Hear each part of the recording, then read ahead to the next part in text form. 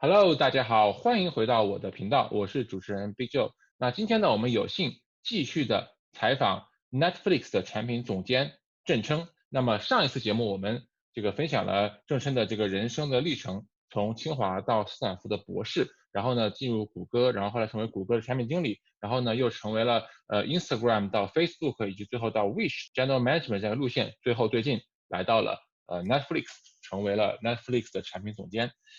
好，首先我想的话，今天呢，主要是想跟你讲讲，想让你跟大家分享一下某些 insight，就是你的整个经历中的一些 insight。比如说，我们首先从你进入 Google，然后从 Google 的一个系统分析师，然后到产品经理的过程，那很多人都想知道怎么在公司内部转组，你有什么 insight，有什么洞见跟大家分享吗？几个事情吧。我觉得第一个点比较重要的是，如果你要转成 PM，那其嗯实 PM 是一个 leadership 的职位，对吧？嗯很难说哦，我就先转成这个职位，然后再开始学习怎么做 PM。所以嗯最关键的一点是在你没有这个 title、没有这个职嗯位的前提之下，可不可嗯以做一些跟 PM 相关的事情？然后嗯其实很多组里面，即使有 PM，那个 PM 也可能很忙，他也能找出一些事情让你来做。或嗯者说你的 manager 其实有意可以来培养这么一个人嗯去转，诸如此类的。所以我觉得第一点就是找到可以去做跟 PM 相关的这么一个机会去做。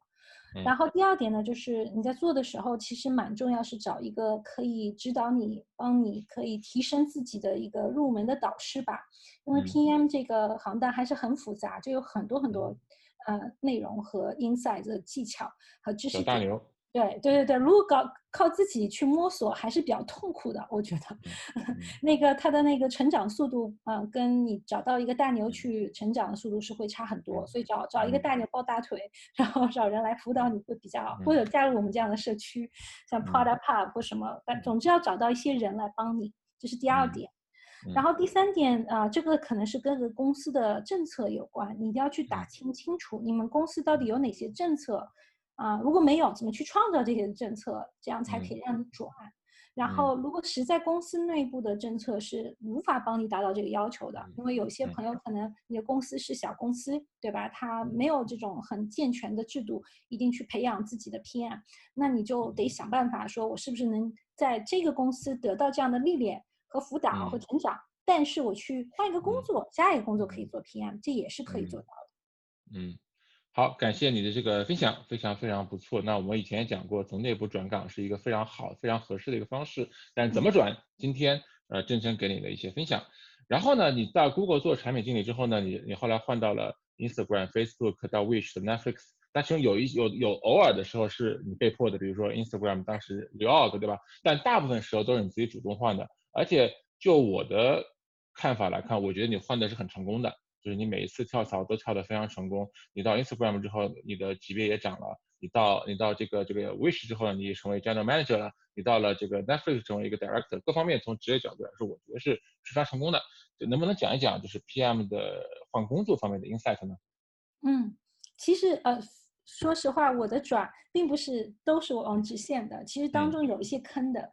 然后嗯有的时候你可能第一次转过去，它是一个平级的，或者甚至嗯有点点往下的这么一个趋势。嗯所以，嗯我觉得里面有几个点吧比较重要，所以嗯我也是总结嗯自己，就是一些失嗯败的或者转的不是嗯很成功和觉得最嗯后结果还好的这样的一个嗯对比。我觉得嗯最重要的，一定要想清楚为什么换工作。因为经常在嗯论坛上或者私底下聊，看到一些朋友说我换工作就是因为忍不了这个老板啦，或者忍不了这个组啦，忍不了这个产品啦，这是一个动力，但这不是一个最后的原因。我觉得还是要想清楚，你下一份工作你是要找到什么。我觉得所有的换工作要从这个点来开始。比如说，嗯有的人就说我要一个 title，我要变成 嗯 manager，对吧？有的人嗯说我要加薪，我要加嗯50%的薪。还有的嗯人说，我就是要自我提升啊，我不想再做嗯同一个行当了，我做了嗯10年了。那我觉得这三种人，他的最后决定的这个步骤和他找的机会和他准备的方式都可能嗯会不同。所以嗯先对号入座，你是哪个目标？嗯然后知道一个目标之后，我觉得这个在你接触所有的机会之前，最好先有一个自己的一嗯个 bar 吧，就有点像这个 measurement。你有没有一个非常具体的一个目标，对吧？你要 嗯 title 具体到什么 title？你要涨工资具体要多少百分之几，你要升你的经验值是要什么行当的，那这些就会变成一个相当于 filter，你就可以去看外面的机会，说哪些机会其实适合你这个 filter 的。这里面有一个小点哈，我觉得这是看人的。我个人觉得是作为职场人吧，我们要一直要跟市场保持一个互动，不是说真到非常忍不了的阶段我才去找机会，那这样机会也比较少啊。最好就是，就算你现在很开心，你其实也应该知道市场上需要什么人才，现在什么公司在找，大概找什么样的人，然后根据你现在的经历，你大概能找到什么样的位置、什么样的 title 和 pay，对吧？什么样的公司？如果你心里一直有这些信息的话，那等你需要去找工作的时候，你就不用从零开始了，这样找到机会，从实话来讲也会要好多多的多。然后等具体的机会出来之后，当然比较重要一点就是面试啦，这个自己就可以讲很多，我这里略过了哈。但面试我们就 assume 你成功了，然后也拿到 offer 了，还有一个阶段很重要呢，就是这个谈判。谈判里面，对，谈钱不单是谈钱，其实谈 offer 有很多方方面面。Again，根据你的目标是什么，如果你的目标是 title，你甚至可以跟老板说，你可以配我少一点，但你能不能给我那个 title？这个是发生过的，因为你 title 有的时候会决定你的钱，将来就你现在可能第一年你拿的钱其实是少的，甚至比你下一级还要少。没关系啊，如果你有这个 title，很多公司不是有那个同一 level，它会把你 even out 嘛。所以就算你啥也不干，你只要做的还可以，最后你的钱会回去的。所以如果你 care 那个 title，你就拿别的去换，反之亦然。所以就是说，这里面你要知道你的主心骨啊，你是这个决定者，你要什么，然后拿你最需要的东西，那你不需要的东西去跟对方谈判。然后还有一个技巧呢，就是说，当然在你谈判的时候，如果你只有这一个 offer，你是很难去谈的，因为你没有砝码，他为什么跟你谈呢？但如果你同时面好几个公司，对吧？那你就有砝码。那有些小伙伴也会说，那我面好多公司，万一我只拿到一个 offer 怎么办？你还有你原公司啊，原公司我会建议你也去跟老板谈，有的时候有些老板会愿意再留你。那他会给你一个 counter offer，那这又成了一个 offer。那这个 offer 有的时候其实应该好好考虑的。有一些 case 就有些小伙伴会发现，其实他这个工作还是很满意的，只是不满意那个 title 或者不满意那个钱。那如果这两个都 fix 了，你干嘛要走呢？对吧？所以我觉得就是换工作要换成功，这些东西都很重要。最后一点，我觉得就是一个长期的规划吧，就是人很容易去想短期的，对吧？我现在很不爽，我要换工作，我要这个东西，这些都很好想。但是你拿到工作之后，其实又是入了另外一个坑。那如果你不断的就是入坑，很难你的职场会往上升嘛。所以长期来讲，我觉得每个人都要有自己的准则，就是我最看重什么。像我个人很看重就是经验值的提升，所以不管我怎么换，我有一个不变的标准，就是我找的职位里面有一半它要跟我的经验是吻合的，这样我才会成功。如果完全不靠谱，比如说一个什么搞gaming lobby 这方面的东西的产品来找我，我就看也不看，因为我没有价值去 help 它，对吧？但另外一方面也希望有一半的经验我是没有的，它是一个新的。或者是新的 industry 或新的技能，或者是新的职位，这样的话，我每一次转我都会学到东西。那 ultimately 不管我怎么搞嘛，最后还是会职业往上升的。所以一个长期的一个原则也要想清楚。关于这点啊，我想问一个，就是一个我个人很感兴趣的一个 meta question，就是为什么要跳槽？就是说，因为我可能是一个极端，就是我来美国读书之前，在中国只供职过一家公司，就是索尼公司。我来美国之后，我也只供职过一家公司，就是 Google 公司。那么你去选择了，就是说几家公司不同换，我觉得几个原因就是说，一个是你每次换的这个间隔时间你是怎么来考虑的？有没有比如说1年、2年、3年就要换了或怎么样？然后再一个就是说，哎，Google 不香吗？Facebook 不香吗？你为什么要换呢？对吧？这个你的这个怎么在考虑？就且不说怎么换，就是换这个事情本身你是怎么考虑的？这就是谈到一个个人的一个目标，对吧？我就刚才说比较 general 来讲，每个人目标不一样。那我的目标一直是一个经验提升的一个目标。如果我觉得我在目前的职位上它上升的空间没有下一个职位上升空间高的话，我就会走。这是一个衡量的一个基础吧。然后时间线上来讲，我会觉得，因为我以学习为目的的嘛，我觉得每个 role 你如果没有待满1年半，其实是很难学到东西的。所以这是我的底线，就是我一般会在一个 role 至少做完1年半，然后我觉得我的确该学都学了，然后这个时候就会考虑我是继续在这个公司或这个组待下去，然后它也有一个学习的上升空间呢。如果没有，恰好因为经常跟市场也是有这个接洽的嘛，看到合适机会，那也许我就挪我了。对，所以这2个因素都会考虑，所以这是一个很 dynamic 的一个过程嘛。然后有很多人我也是发现，比如说特别是在大公司工作的，他会从一个 role 换到另外一个 role，一个组换到另外一个组。所以虽然公司不换，但他其实也在做类似的事情，只是他在公司内部换的话，风险要小得多，对吧？因为你的很多 credibility 可以 carry over，relationship 也可以 carry over，你不用去计算这个还有一个 ramp up， 重新学一套文化体系。所以我有很多朋友也是在 Google 待了10几年，但他其实 role 已经换了7、8个，那我觉得其实也是跟我的情况差不多啊，只是说他的 branding 没变，对。就关于就是学自己东西，你看在大公司其实它都有自己所谓的 ladder 嘛，对吧？你在 Google 如果待着的话，对吧？你也就是会逐渐也会成为4级变5级、5级变6级、6级变7级这样子，但你其实没有这样选择，对吧？你这个你是怎么想的呢？就是说你是可以继续慢慢学，也是学得到的，但你却觉得愿意去别的地方学呢？有一个速度的问题嘛，因为我觉得在 Google 你也知道晋升是比较慢的，而且呢，也要看你之前的这个 history， 比如说，很多人进来是 APM， 他走的是非常正常的道路，对吧？然后或者说也不是我们这种少数民族，然后英语不一定是我们的母语，那其实有很多的一些界限。还有，我觉得我最早期的 career 犯了一个错误啊，现在也是跟大家分享，就是说我比较单打独斗。虽然有一些导师朋友，但其实很少的，我并没有去做很多 networking。那这样的话，在一个大公司里面你往上走，是有很多阻力的，而且是看不见的阻力，你自己也不知道那个时候这些阻力是什么问题。然后跳出了之后，我才发现，哦，原来当时我没有上升的这么快，或没有学习这么快，是因为这些问题。所以有的时候换一个地方，换一个角度，也更容易找到问题的所在吧。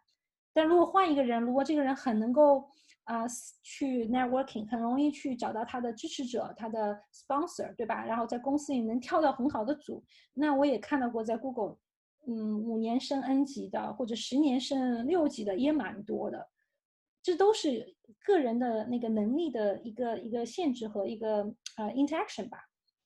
有很多机遇的这个问题在里面，就是每个对组都不太一样对的，正好有那个机遇在。哎，对。那你既然有多次换工作经验，对吧？Google 到 Instagram 到 Facebook 到 Wish 到 Netflix，你每一次都得 ramp up。那很多人都觉得这个新的 ramp up 实际上是很痛苦的一件事情。有的时候觉得你换工作实际上是牺牲了一段时间，因为你总是得 ramp up。那你能够讲讲看这方面经验，怎么能让你快速的进入状态，这样你职业才能够提升嘛，而不是总是在学东西。其实我还蛮 enjoy 的，我挺享受这个 ramp up 的过程，因为我觉得这就是学习的过程。既然我的目的不是在于最大化我的晋升程度，对吧？我不觉得我这样做一定比在一个公司待的人晋升程度更快，我挣的钱更多，但我觉得我学习的的确更多，因为我相当于把很多公司不同的文化制度都看了一遍嘛。然后有的时候就有个对比了，你可以自己总结了，在什么情景下、什么文化、什么程度、什么样的产品的思维就会有更大化的作用，对吧？如果我都在 Google， 我学的就是 Google 那一家子的产品管理哲学，我觉得是不够的，至少在我看来哈。所以ramping up 其实跟这个我觉得我自己的 strategy 跟这个 mindset 是很相似的一件事情。就我看重的不是说我要很快的就有 impact， 或者我要很快的让大家知道我是领导，对吧？我不是这些虚的东西，反而是怎么样让我可以更快学习。这是我的一个优化函数吧。如果说我这个系统有个优化函数的话，这就是我的优化函数。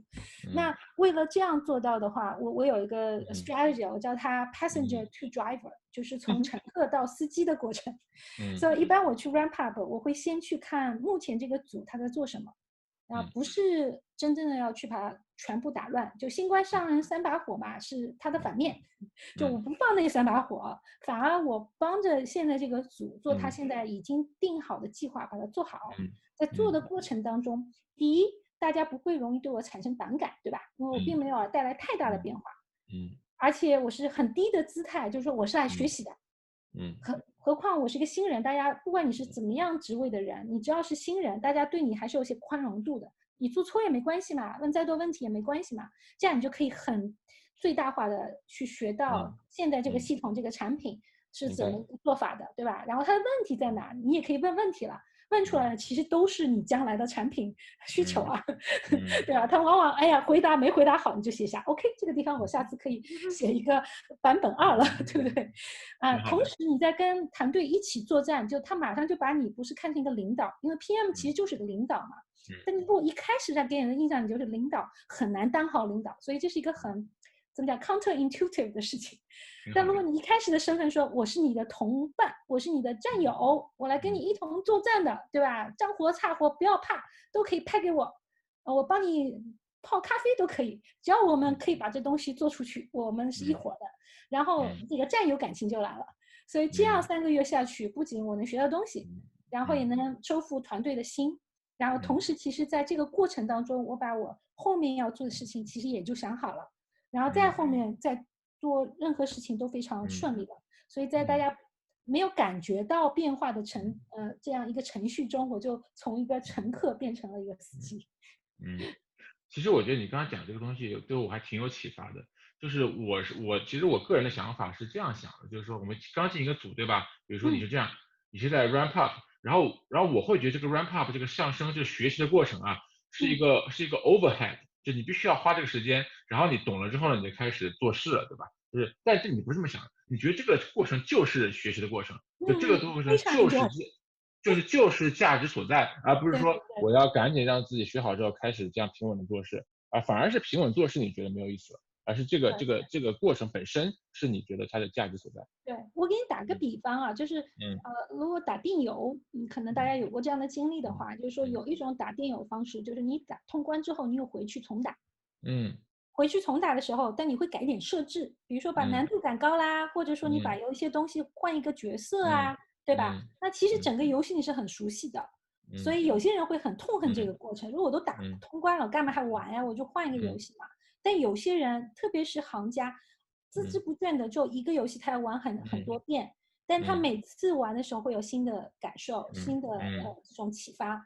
我觉得我刚才说的这种 ramp up 的过程，在我看来也是一个产品经理，自己就把自己的一套东西打碎了，又重新开始。但你这样打碎重新开始的这个过程当中，其实最后出来的东西会越来越好，并没有完全打碎。对，所以我还蛮 enjoy 这个过程。蛮不错的。好，那我们稍微 switch gear 一点点。我和你曾经一起在 PodPub 曾经做过一期关于如何 ramp up 的一个讲座，对不对？然后我们俩也曾经做过一期如何做 networking 的讲座，而且那一期我觉得你讲的挺不错的。所以的话，你能讲讲看，就 networking 这个角度，我的节目我其实分享很多 networking， 但是我觉得你也可以分享你的 networking 相关的一些经验。其实 networking 也是我之前踩过的一个坑嘛。刚才我就说过了，最一开始我是比较单打独斗的。我觉得可能很多我们尤其是华裔来到美国的人，他的 default 对吧，都是说自己把自己能力提升就好了，做好我眼前的事儿就好了。我觉得原来都是这种 mindset。但是就算是这样，当时还是有一种 networking 在存在，就是你有交集的熟人。对吧？就是说你的同事、你的老板，然后你合作的对象，这些 networking 还是自然而然发生的，然后该做的也都做了。所以后来我发现到我有这个问题的时候，我做的一个改变就是说，你太大改变比较难嘛，那我就做一点改变，就还是有交集的，但不是熟人变成陌生人。所以把我很多以前跟有交集的熟人打交道的那套体系可以照搬过来。做一点点改变，我就可以用了。这样的话，我自己不会觉得太难学，因为我还是觉得我自己比较脸皮薄，很难就跟一个完全你能不能比如什么样的东西能够就是迁移过来，能不能讲一个 insight 呢？有一个点就是说，你怎么样快速的了解一个人。然后这个人因为我刚才说的是有交集的陌生人，当你跟他聊的时候你是不知道有这些交集的，对不对？所以你要设计一些问题，很快的在可能5分钟的对话当中，你就能找到交集。然后等你找到交集的时候，你就可以，对吧？照搬之前的一些经验去进行一些其他的对话和其他的深入的了解。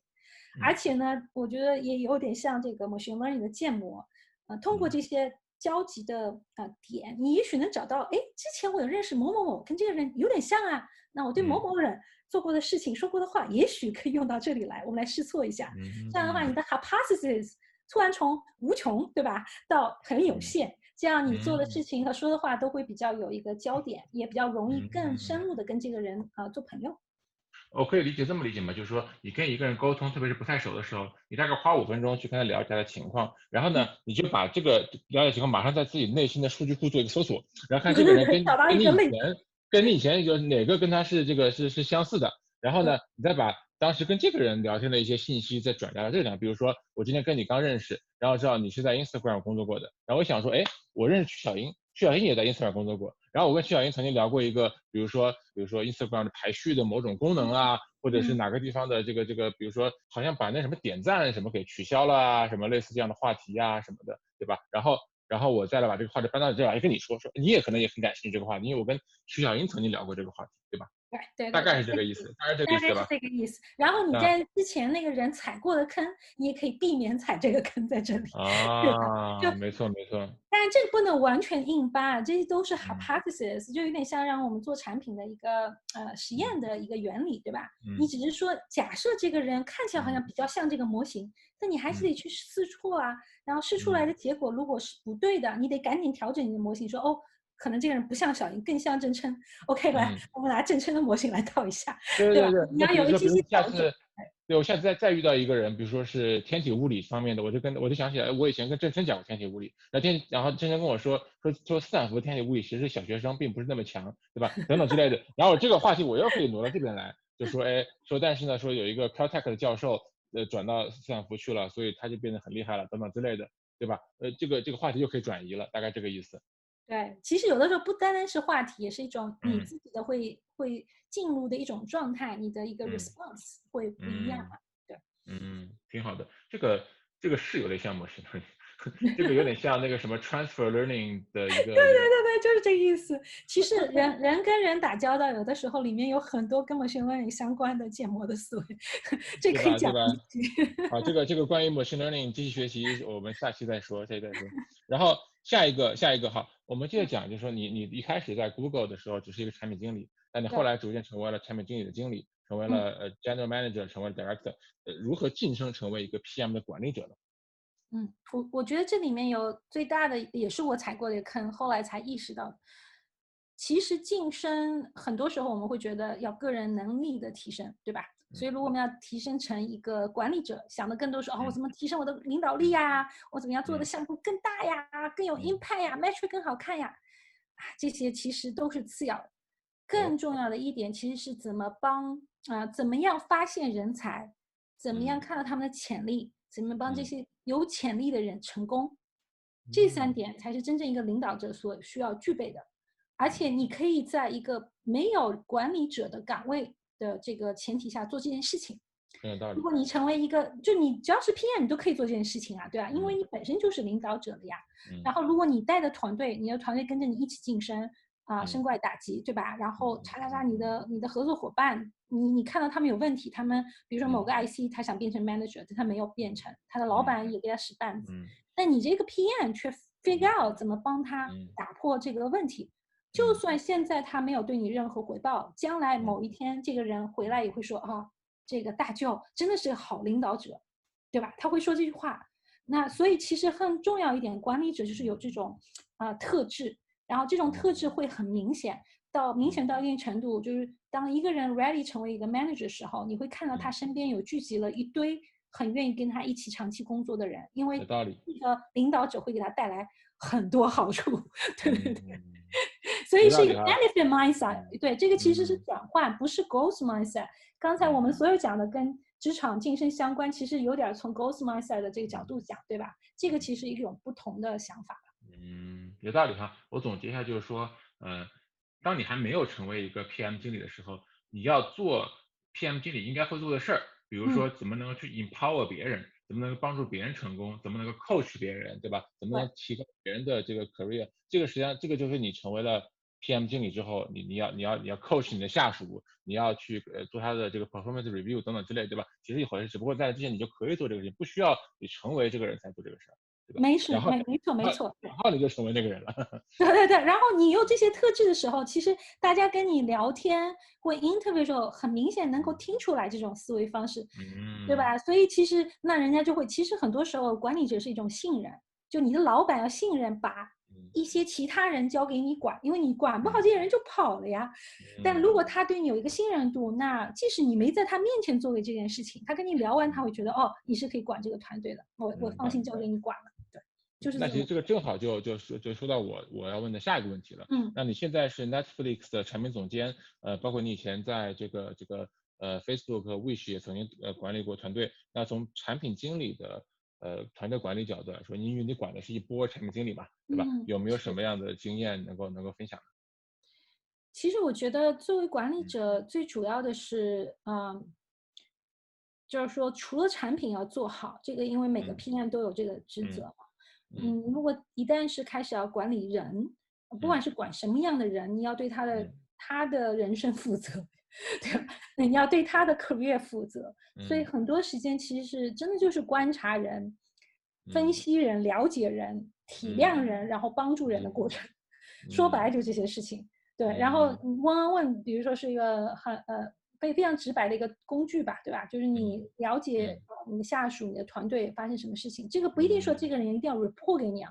我说的嗯，所有事情，你可以在没有 都不一 title 的样。情况下，嗯没有关系的情况下，你还是可以关心一个别的组的一个小 PM，但嗯他在痛苦中，他可以来找你啊，你可以成为他的 mentor 啊，对啊，他可以跟你讲他遇到工作问题啊，跟这个人扯，然后扯不过，然后现在产品出不去怎么办？然后你帮他分析，你帮他解决了，然后他成功了，他自然会对你产生感激。那也许将来他就想来为你工作了，也许你不是经理，你也变成经理，因为有人想要 report 给你了，对吧？所以我是觉得领导力嘛？嗯这就是领导力，这是一点。嗯刚才我们也嗯讲过，还有一点其实一种跨你的产品领域的 impact 和影响嗯力。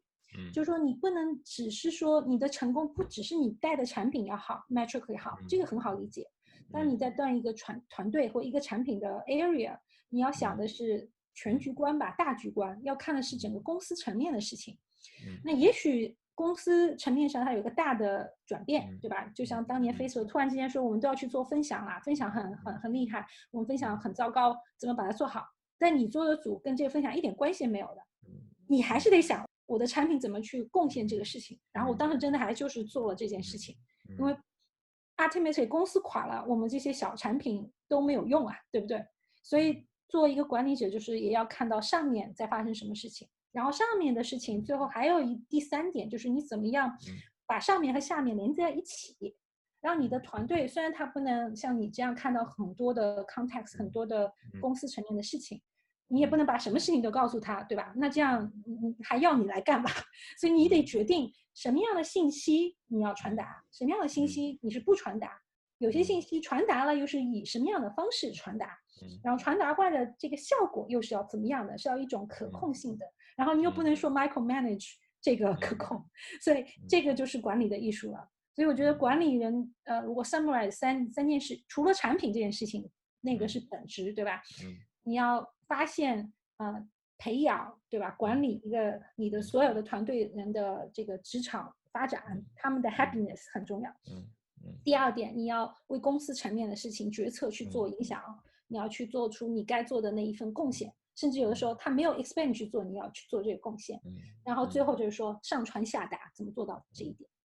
我听上去觉得这不仅仅是你作为产品管理的或者团队管理的一个经验，这更是一个就是大家都非常希望见到的一个好领导的一个作风。因为我们其实见到大量的领导都不是很好，就是有很多的领导都是把你 screw up 了，然后自己 promote 了，或者是把自己的下属给干死，然后干死之后踢掉再换一个，就有很多不好的领导。其实你刚才讲的这就是我觉得比较好的，我个人会非常欣赏的领导的作风。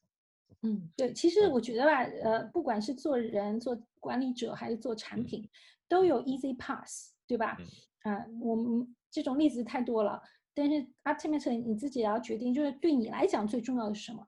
Again，如果对你来讲是晋升的速度，或者说财富的聚集，那也许这种我讲的这些原则不 apply，因为你也想怎么样能够更快的升职是最重要的。那管他了，你知道只要能找到这条道你就去吧，对吧？也有这样的人，no judgment，每个人的人生是不一样的。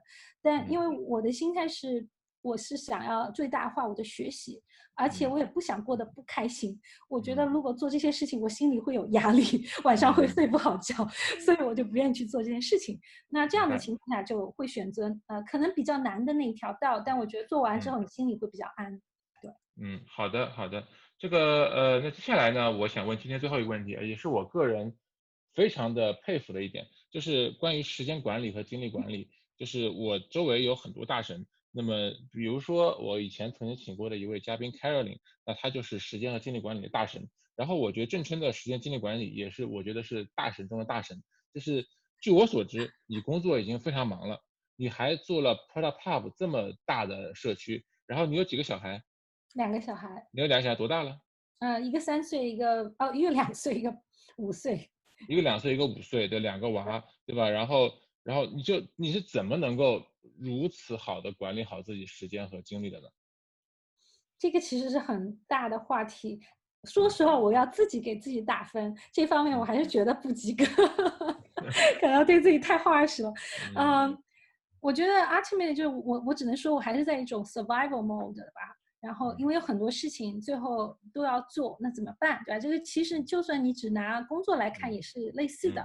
所以我觉得第一点就是要抓重点，没有办法。就因为我已经意识到，我也 give up，我不会把所有的事情都做完。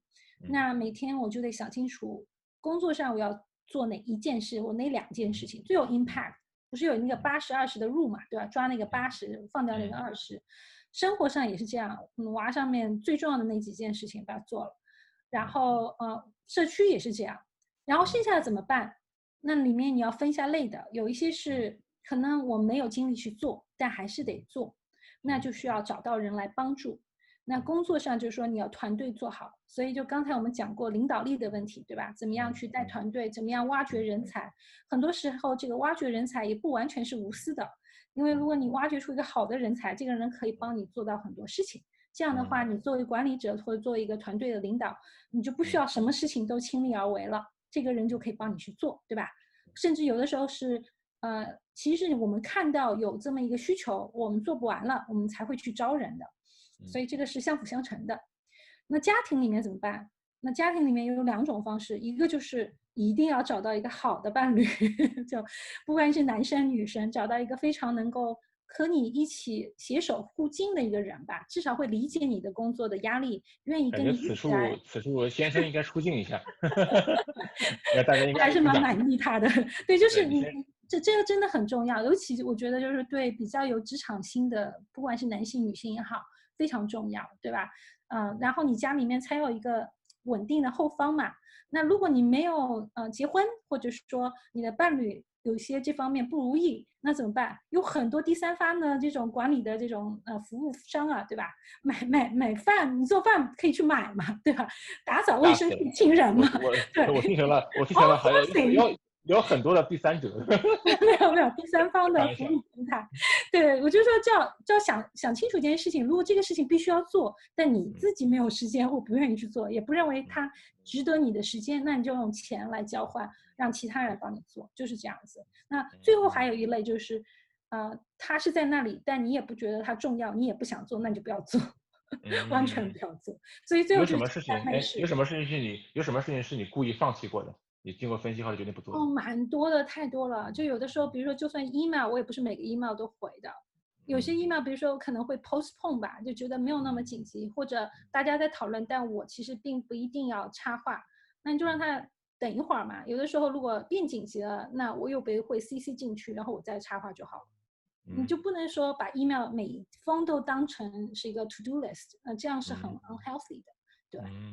所以这个每天都是这样，家里也是这样。有的时候太乱了，那我就不打扫，因为实在没时间把娃就喂好睡好，这个最重要。其他的回头有时间再来搞，就是这样，就必须要放弃很多事情。不错，我觉得你能把这3件事情做的已经非常好的，相当不容易，工作带娃，然后做 Podapub，然后我相信你还有一些什么健身啊这些家庭啊这些事情，这么多事情都能够三到五做，相当不容易。好，还是很难，我们有的时候断舍离要断舍离。好，今天节目就差不多到这里了。今天其实我是强行的跟郑琛说你要讲的短一点，因为我们内容比较多。但事实上郑琛的干货比我们今天讲内容讲的可能有10倍不止。我们今天因为时间原因，我觉得这个节目不能做成一个5小时的节目，所以的话呢，今天就先到这个地方。大家有兴趣听郑琛的讲座，可以去参加 Podapub，因为我跟他曾经就是多次同台做演讲，所以我知道他演讲的水平是非常高的。所以的话呢，大家去参加他的演讲一定是很有收获的。那关于怎么参加 Podapub 的话呢，这里小编会这里会放出一些信息在这个地方。那今天的活动呢就差不多这个结束了。那这个现在的屏幕上有一个二维码是我们的观众群，那请你呢怎么样扫码加这位仁兄，他呢就拉你进我的观众群，然后可以获得我们更多的分享。然后请大家如果喜欢的话，请转评赞，这样的话可以让平台的推荐系统把我们推荐给更多人。然后怎么样呀？如果你能够打开小铃铛，就不会错过了。在 YouTube 上、在哔哩哔哩上，请3连支持，这样也可以让更多人看到我。说到这个话题呢，就说推荐系统的问题，对吧？你如果点赞，你如果这个收藏、评论，这个各大这个媒体都会有把这个作为信号，作为推荐系统的这个信息推荐给更多的人。那么这就说到了郑琛的本行，就郑琛是多年的这个推荐方面的推荐搜索方面的产品经理，他不仅是以前在 Google Shopping Express 做推荐，然后在 Instagram 做排序，做这个Explore， 然后后来也去了现在 Netflix 做推荐系统方面的产品总监。所以下一期节目我们就要谈业务了，就要请郑琛讲一讲推荐系统这个东西的事情，然后以及作为 PM 的这个感受，所以大家千万不要错过啊！我强烈推荐大家下期一定要来看我们节目。好，那我们今天就到这个地方，我们就跟大家说声再见吧，下期再见，拜拜。拜拜。